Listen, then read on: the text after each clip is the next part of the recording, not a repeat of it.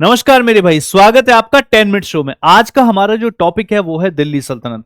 भैया यहां से हर एग्जाम में हर शिफ्ट में क्वेश्चंस आते हैं। मोस्ट इंपॉर्टेंट टॉपिक है, देखेंगे बड़े प्यार से जीरो से लेकर के एडवांस लेवल तक के क्वेश्चंस के माध्यम से हम इसको कवर करने वाले हैं। और आपको पता है कि ये 10 मिनट सीरीज यहां पर चल रही है, तो दिल्ली सल्तनत के बड़े प्यारे प्यारे से क्वेश्चन शुरू करने से पहले एक बार मैं सीक्वेंस बता देता हूं हल्का सा। अगर हम दिल्ली सल्तनत की बात करें तो इसका जो टाइम पीरियड शुरू हुआ था वो शुरू हुआ था 1206 से लेकर के 1526 तक। 1206 में कुतुबुद्दीन ऐबक के द्वारा दिल्ली सल्तनत की नींव रखी गई थी और 1526 में पानीपत का जो पहला युद्ध हुआ था बाबर के और इब्राहिम लोदी के बीच में, जिसमें बाबर ने इब्राहिम लोदी को हराया था और भैया मुगल वंश की स्थापना करी थी। वहां तक ये दिल्ली सल्तनत रही थी, लगभग वही 300 साढ़े 300 साल का ये इतिहास रहा था। इसको आपको देखने को मिल जाएगा। इसमें जो वंश हुए वो कौन कौन से हुए? सबसे पहला जो वंश हुआ उसको गुलाम वंश कहा जाता है। गुलाम वंश का जो टाइम पीरियड था वो था 1206 से लेकर के 1290 तक का। इसके बाद जो दूसरा वंश हुआ उसको खिलजी वंश कहा जाता है। खिलजी वंश का जो टाइम पीरियड रहा वो 1290 से लेकर के 1320 तक का रहा। इसके बाद हुआ तुगलक वंश। अगर तुगलक वंश की बात करी जाए तो इसका जो टाइम पीरियड है वो 1320 से लेकर के 1414 तक रहा। काफी लंबा टाइम पीरियड था इसका सबसे ज्यादा। तुगलक के बाद जो आता है वो आता है सैयद वंश। अगर हम सैयद वंश की बात करें तो इसका 1414 से लेकर के 1400 से लेकर के 1451 तक का टाइम पीरियड रहा। और इसके बाद में सबसे आखिरी जो वंश आया वो आया लोधी वंश। लोधी वंश जिसका टाइम पीरियड 1451 से लेकर के 1526 तक रहा, जिसका संस्थापक था बहलोल लोधी। बहलोल लोधी के बाद आया सिकंदर लोधी जिसने आगरा की स्थापना करी थी। और एट द एंड तीसरा जो शासक था वो था इब्राहिम लोधी। इब्राहिम लोधी को ही हरा करके फिर बाबर ने मुगल वंश की शुरुआत करी थी 1526 में। ठीक है मेरे भाई, तो इसी गुलाम वंश से लेकर के खिलजी, तुगलक, सैयद, लोधी तक होते हुए हमें क्वेश्चंस को करना है। सबसे पहला है कि what is the approximate height in metre of Qutub Minar? Qutub Minar की हाइट कितनी है? देखिए 1194 में इसकी शुरुआत करी गई थी। कुतुब मीनार की बात कर लो या कुव्वत उल इस्लाम मॉस्क है जिसको दिल्ली में बनवाया गया था, 2.5 दिन का झोपड़ा है जिसको बनवाया गया था, तो ये सारी चीजें भैया बनवाई गई थी लगभग 12th सेंचुरी के लास्ट डिकेड में। और कुतुब मीनार की जो हाइट है वो है 73 मीटर। अगर मैं आपको बात करूं कि कुतुब मीनार किस किसने बनवाई, ये दोनों बातें आपको याद रखनी है। तो कुतुब मीनार का जो कंस्ट्रक्शन है उसको 1199 में शुरू करवाया गया था। किसके द्वारा शुरू करवाया गया था? तो वो शुरू करवाया था कुतुबुद्दीन ऐबक ने। कुतुबुद्दीन ऐबक ने। और इसके अलावा इसको पूरा करवाया 1229 में। और पूरा किसके द्वारा करवाया गया था? वो करवाया गया था इल्तुतमिश के द्वारा। इल्तुतमिश के द्वारा। और जो मैं वो बता रहा हूँ 1194 में, वो क्या क्या था? वो था भैया 2.5 दिन का झोपड़ा और कुव्वतुल इस्लाम मॉस्क। और कुव्वतुल इस्लाम में ही फिर कुतुबुद्दीन ऐबक के द्वारा ये कुतुब मीनार को भी बनवाया गया था, मीनार को, जो कि 73 मीटर ऊंची है। नेक्स्ट क्वेश्चन आपसे कह रहा है कि Quwwatul Islam mosque and the minaret build during the last decade of किसकी, कौन सी सदी? तो 1194 मतलब 12वीं सदी के लास्ट डिकेड में, तो 12वीं सदी यानी 12th जो है सेंचुरी थी। अगला कह रहा है दिल्ली सल्तनत का प्रथम वंश मामलुक वंश या गुलाम वंश, उसका संस्थापक कौन था? ये था कुतुबुद्दीन ऐबक। और कुतुबुद्दीन ऐबक की जो डेथ हुई थी 1206 से लेकर के 1210 तक इसने शासन किया था। और इसकी जो मृत्यु हुई थी वो कैसे हुई थी? ये क्वेश्चन कई बार पूछ लेता है। तो वाइल प्लेइंग पोलो यानी घोड़े से गिरकर, वाइल प्लेइंग पोलो यानी घोड़े से गिरकर भैया इसकी मृत्यु हुई थी।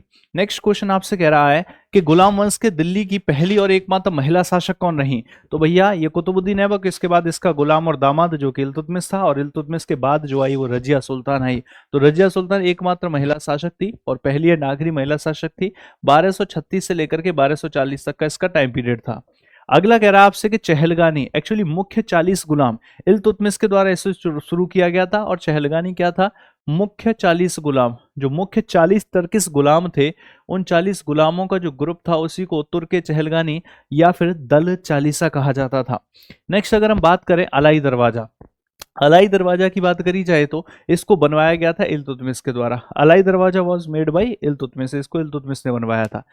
दिल्ली का तुगलकाबाद किला, दिल्ली में जो तुगलकाबाद किला है वंश के किस संस्थापक के द्वारा बनवाया गया था? भैया तुगलकाबाद शहर की स्थापना ही तुगलक वंश के संस्थापक गयासुद्दीन तुगलक के द्वारा करी गई थी और उसी ने ये किला भी बनवाया था। तो आंसर क्या हो जाएगा? गयासुद्दीन तुगलक। प्रश्न संख्या 8 है Delhi sultan who succumbed to injuries as a result of fall from horse, घोड़े से गिरकर किसकी मृत्यु हुई थी? तो कुतुबुद्दीन ऐबक ही था भैया जिसकी घोड़े से गिरकर की मृत्यु हो गई थी। नेक्स्ट आपसे कह रहा है कि निम्नलिखित में से किस दिल्ली सुल्तान ने 2 सिक्के चलाए? भैया मैं आपको बता देता हूं ये सिक्कों वाली क्या कहानी है। एक्चुअली 2 सिक्के चलाए गए थे और उस सिक्के में भी कौन कौन से थे? सिक्के थे, एक तो सिल्वर का सिक्का हुआ करता था और दूसरा वो सिक्का हुआ करता था कॉपर का। जो सिल्वर का सिक्का था उसको टका कहते थे या टंका कहते थे, और जो कॉपर का सिक्का था उसको कहते थे जीतल। और ये दोनों सिक्के चलवाए थे किसने? इल्तुतमिश ने। यही वो इल्तुतमिश था, इसके द्वारा ये सिक्के चलवाए गए थे। गयासुद्दीन बलबन, इसके द्वारा एक नया फेस्टिवल शुरू किया गया था जिसको बोलते हैं नवरोज फेस्टिवल, जिसको पारसी न्यू ईयर कहा जाता है। नवरोज फेस्टिवल या पारसी न्यू ईयर इसको कहा जाता है। बलवन ने निम्नलिखित में से किस परंपरा से सिजदा और पाइबोस, ये खुद को कहता था कि मैं अल्लाह का प्रतीक और अल्लाह की परछाई हूं। इसने खुद को दो टाइटल दिए थे, न्याबत खुदाई और जिल्लेलाई। न्याबत खुदाई मतलब अल्लाह का प्रतीक और जिल्लेलाई मतलब अल्लाह की परछाई। इसी वजह से कहता था जो भी मेरे दरबार में आएगा वो लेट कर ये घुटनों के बल बैठ करके सिर झुका करके मुझे प्रणाम करेगा वो सिजदा होगा, और इसके बाद लेट करके मेरे पैर चूमेगा वो पाइबोस होगा। तो सिजदा और पाइबोस ये एक पर्शियन प्रथा इसने शुरू करी थी बेसिकली। नेक्स्ट बात कर रहा है कि निम्नलिखित में से किस दिल्ली सल्तनत शासक ने मेवाती समुदाय से निपटने के लिए रक्त और लोहे की नीति यानी पॉलिसी ऑफ आयरन ब्लड, ये भी यही लेकर के आया था जिसका नाम गयासुद्दीन बलबन था। अगला कह रहा है दिल्ली सल्तनत काल में नौरोज मनाने की प्रथा किसने शुरू करी थी? ये भी भैया बलबन ने करी थी, और बलबन के पास टाइटल हुआ करता था उलूग खां का। तो ये जो उलूग खां कई बार पूछ लेते हैं, ये भी कौन था? जो बलबन था, यही उलूग खां भी था।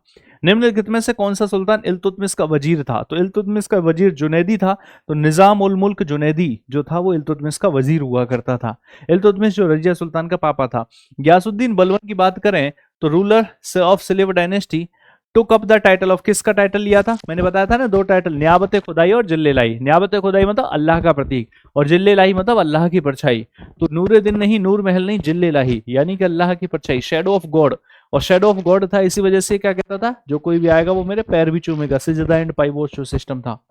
15वां प्रश्न आपसे कह रहा है निम्नलिखित में से किस किले में इख्तियारुद्दीन अल्तुनिया ने, अल्तुनिया एक्चुअली रजिया सुल्तान से प्रेम करता था, और रजिया सुल्तान जब याकूत खान से प्रेम कर बैठी है ना, अपनी ही शाही अश्वशाला के रख रखाव करने वाले व्यक्ति से प्रेम कर बैठी, तो उसके बाद जो अल्तुनिया था इससे काफी दुख हुआ और अल्तुनिया ने विद्रोह कर दिया। जब विद्रोह कर दिया तो रजिया सुल्तान उसी विद्रोह को शांत करने के लिए आ रही थी, तो अल्तुनिया ने याकूत खान को तो मार दिया और रजिया सुल्तान को बठिंडा के किले में, किला मुबारक में कैद कर लिया था। और जब कैद कर लिया तो उसको दो ऑप्शन दिए गए, या तो पड़ी रहो कैद में या फिर हमसे निकाह कर लो। रजिया सुल्तान ने कहा जिससे प्रेम किया वो तो मारा गया, तो यहाँ पड़े रहने से बढ़िया इससे निकाह कर लो। तो रजिया सुल्तान ने अल्तुनिया से निकाह कर लिया, और जब दोनों पति पत्नी बन गए तो ये दोनों दिल्ली पर वापस अपना कब्जा लेने जा रहे थे। किसी के भाई बहराम शाह ने दल चालीसा के लोगों से कहा कि रजिया सुल्तान को मरवा दो, और दल चालीसा के लोगों ने हरियाणा के कैथल के लोकल गुंडों के साथ मिलकर के कैथल हरियाणा में ही रजिया सुल्तान को मरवा दिया जब वो लोग पंजाब से दिल्ली आ रहे थे। तो रजिया गुंडों में फंस गई, आपने सुना भी होगा।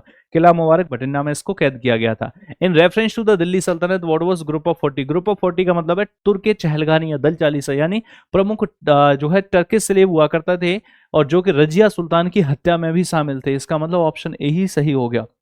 17वां प्रश्न जो है वो आपसे कह रहा है कि खिलजी वंश का संस्थापक कौन था? तो भैया जलालुद्दीन फिरोज खिलजी ही खिलजी वंश का संस्थापक था।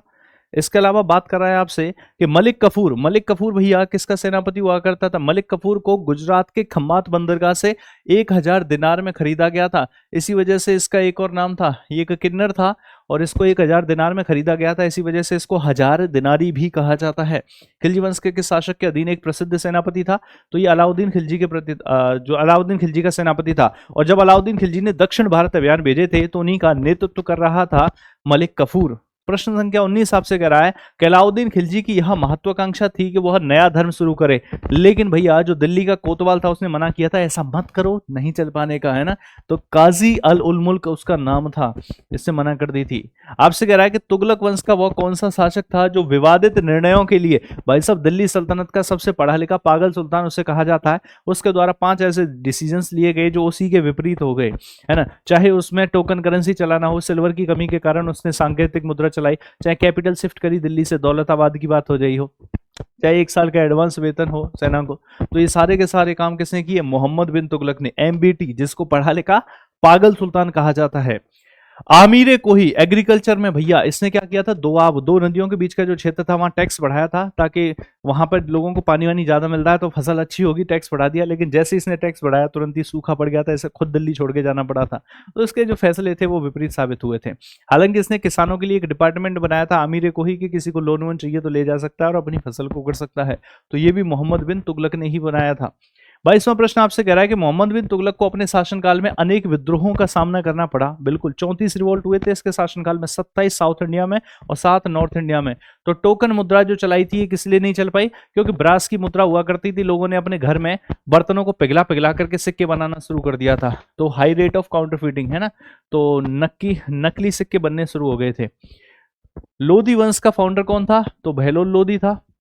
सिकंदर लोधी कौन था? इसने 1504 में आगरा की स्थापना करी थी, आगरा की स्थापना, और इसी आगरा को 1506 में अपनी राजधानी भी बनाया था, राजधानी भी बनाया था। इसके अलावा है लोधी सुल्तान कौन था जिसने आगरा शहर की स्थापना करी 1504 में? ये सिकंदर लोधी था। अच्छा, ये आपके 24 प्रश्न हो गए। और प्यारे बच्चों, अगर आप में से कोई भी बच्चा यूपी पुलिस की तैयारी कर रहा है तो करियर विल ऐप पर आपको एक बैच देखने को मिलेगा जिसका नाम है पुलिस सिपाही बैच। इसमें भैया हर सब्जेक्ट के दो दो तीन तीन टीचर्स आपको देखने को मिलेंगे। मैथ्स में खुद राकेश सर की क्लासेस मिलेंगी आपको, अभिनय सर की क्लासेस मिलेंगी, प्रकाश सर की क्लासेस मिलेंगी। चाहे रीजनिंग की बात कर लो, पुलकित सर, अरुण सर और पीयूष सर। जीएस में तो भैया पूरी की पूरी टीम यहाँ पर है। हिंदी में भैया अरुण सर, पवन सर, मतलब जीएस में कंप्लीट टीम आपको देखने को मिलेगी। तो यहाँ से आप जो है उत्तर प्रदेश सिपाही की अगर तैयारी कर रहे हो तो ये batch one of the best batch है इंडिया का, ठीक है मेरे भाई। और ये बैच अगर आप लेते हो तो इसके साथ साथ फ्री मिलेगा आपको प्रैक्टिस बैच। प्रैक्टिस के लिए आपको कहीं पर भी जाने की जरूरत नहीं है। वैसे बैच जो है पैसों से है, लेकिन अगर आप ये बैच लेते हो तो इसके साथ साथ ये फ्री मिलने वाला है। और इसके अलावा प्यारे बच्चों रिवीजन की भी जरूरत पड़ती है तो रिवीजन बैच भी आपको एकदम फ्री मिलने वाला है, ठीक है। तो एक बैच लेने पे 2 आपको मुफ्त मिलेंगे, आप यहां से एनरोल कर सकते हो और उत्तर प्रदेश सिपाही की संपूर्ण तैयारी 0 से लेकर एडवांस लेवल तक की यहां से कर सकते हो। मिलते हैं नेक्स्ट वीडियो में। धन्यवाद मेरे भाई, राम राम।